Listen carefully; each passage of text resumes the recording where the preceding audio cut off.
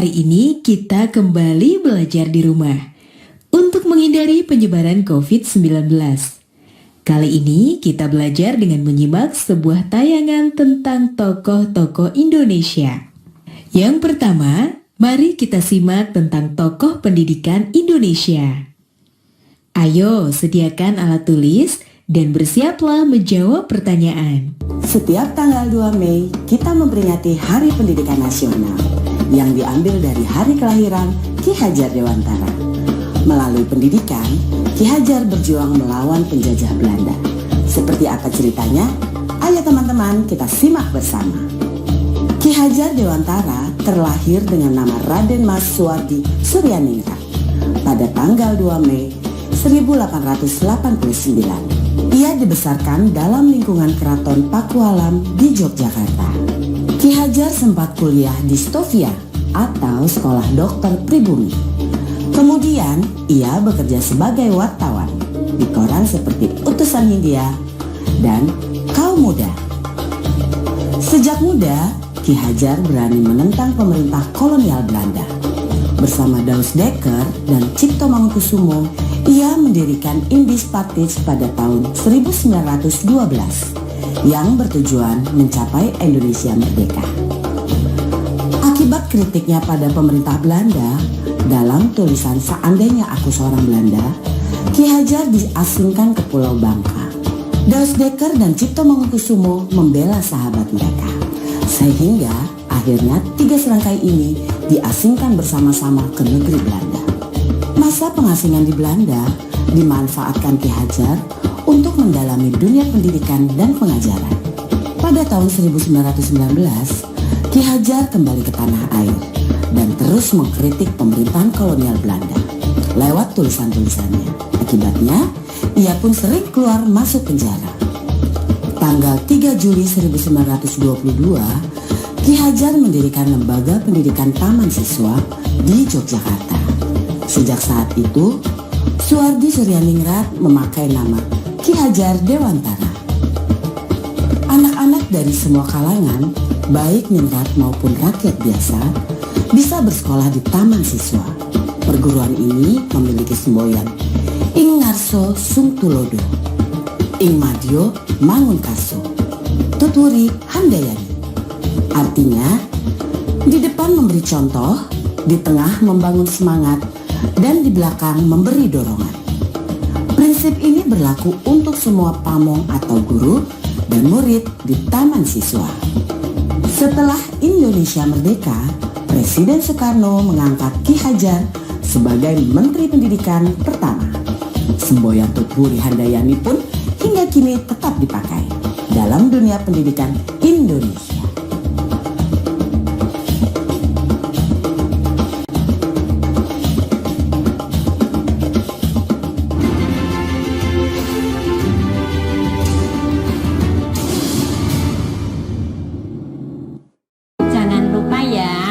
Luangkan waktu untuk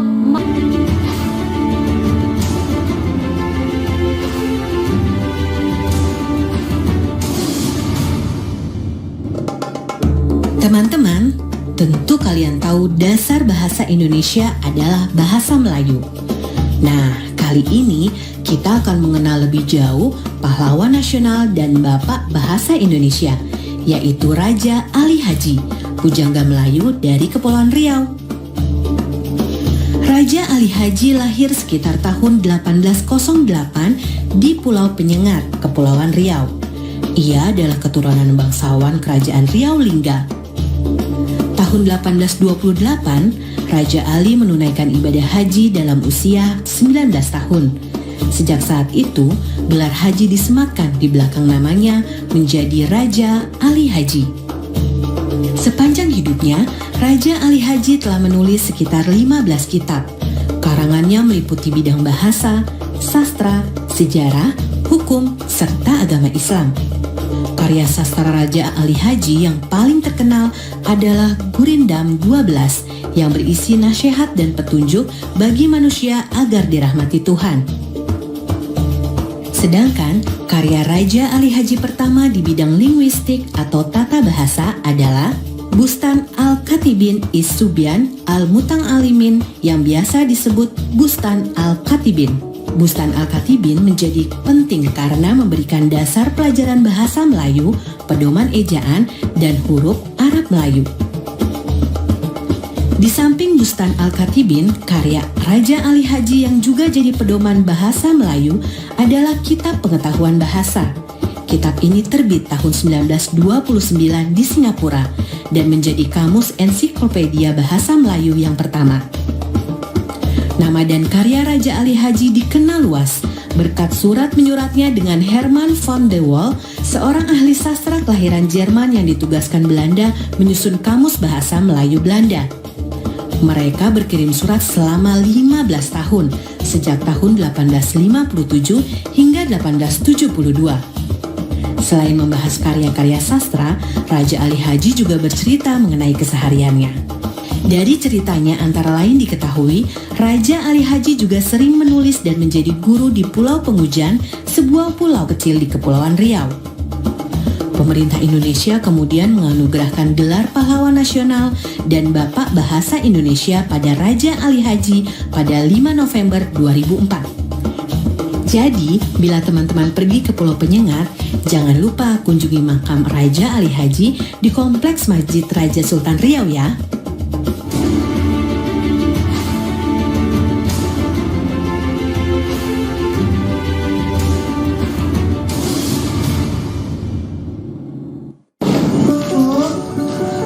Ya.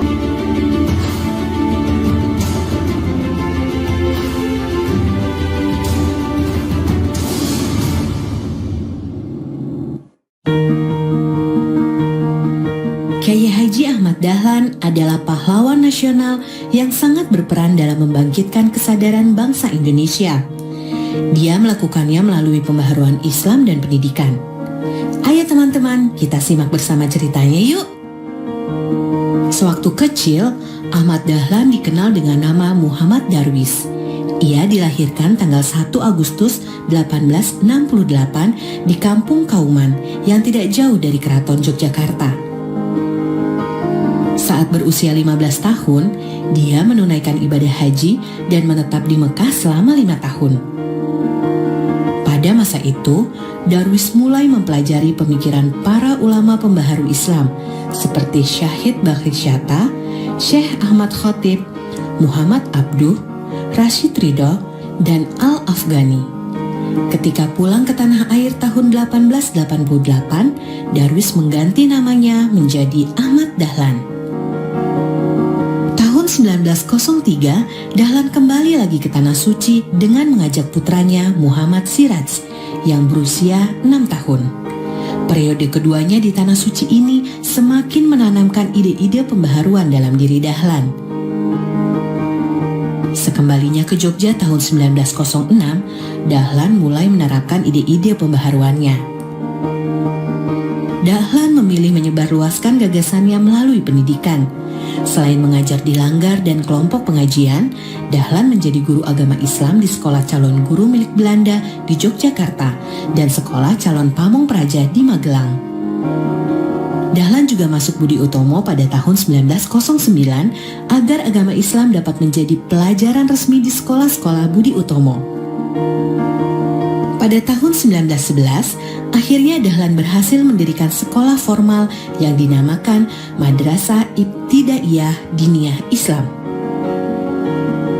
Di sekolah tersebut, dia memadukan pendidikan agama Islam dan pendidikan Barat. Setahun kemudian, tepatnya tanggal 18 November 1912, Ahmad Dahlan mendirikan Muhammadiyah.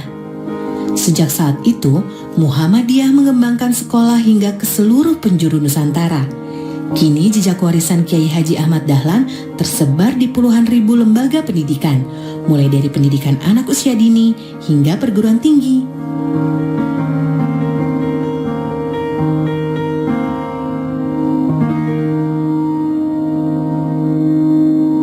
Nah teman-teman, sudah menyaksikan tayangan tentang tokoh-tokoh pendidikan Indonesia tadi ya.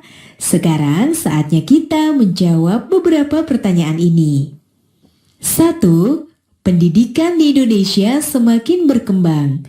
Era milenial mempengaruhi pendidikan di Indonesia. Sebutkan 2 contoh perubahan pendidikan di era digital serta dampak perubahan tersebut. 2. Buatlah 3 buah gurindam berisi tentang nasihat pendidikan.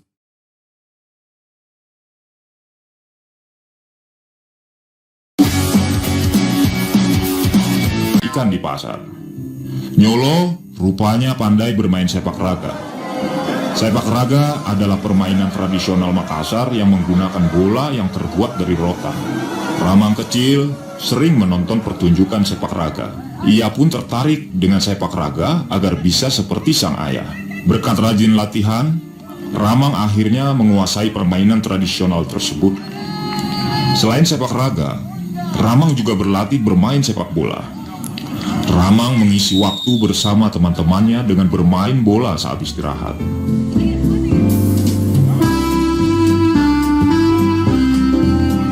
Sepatu yang dipakai Ramang hanya berupa kulit buah pinang yang diberi tali untuk dililit di pergelangan kaki dan betis. Namun, semua keterbatasan itu tidak menghalangi Ramang dan teman-temannya untuk bermain bola. Suatu hari, ada pesawat yang melintas di langit saat Ramang bermain. Ia takjub dengan pesawat itu. Ia ingin sekali mencoba untuk naik pesawat dan terbang di atas langit. Lantas dengan percaya diri ia berkata kepada teman-temannya, "Dengan kaki saya akan bisa naik pesawat terbang." Ramang memang gigih sejak kecil. Keinginannya sangat kuat.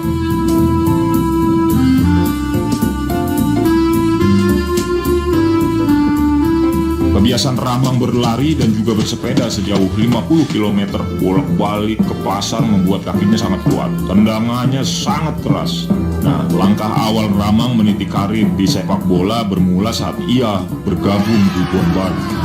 Bon Baru adalah perkumpulan sepak bola di daerah baru. Saat itu usia Ramang sudah remaja. Kemampuan Ramang bermain bola semakin berkembang. Ia dipuji oleh banyak kalangan, termasuk Andi Matalata. Andi Matalata menyarankan Ramang untuk pindah ke Makassar agar Ramang bisa berlatih bola secara profesional. Setahun lebih di Makassar, Ramang baru bergabung dengan tim Ocean Football Bond atau Persatuan Sepak Bola Induk Sulawesi. Kecintaan Ramang terhadap sepak bola memang saat itu tak tertandingi. Ia merasa tidak bisa hidup tanpa sepak bola. Pada kompetisi yang diadakan oleh Makassar Football Bond atau PSM tahun 1947, Ramang berhasil menunjukkan kebolehannya. Ia mulai dibicarakan orang dari mulut ke mulut. Nah, sedikit demi sedikit ia mulai dikenal di Makassar. Pada kompetisi itu, tim Ramang pernah menang 9-0 dan hampir semua gol dicetak oleh Ramang. Berkat kehebatannya dalam kompetisi tersebut, Ramang akhirnya diajak bergabung di PSM.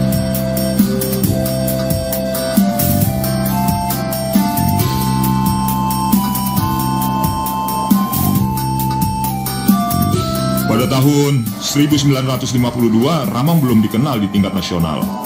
Waktu itu pelatih timnas sepak bola Indonesia bernama Tony Pogacnik, asal dari Uni Soviet, sedang mencari pemain untuk diikutkan dalam kunjungan Indonesia ke negara-negara Asia Timur.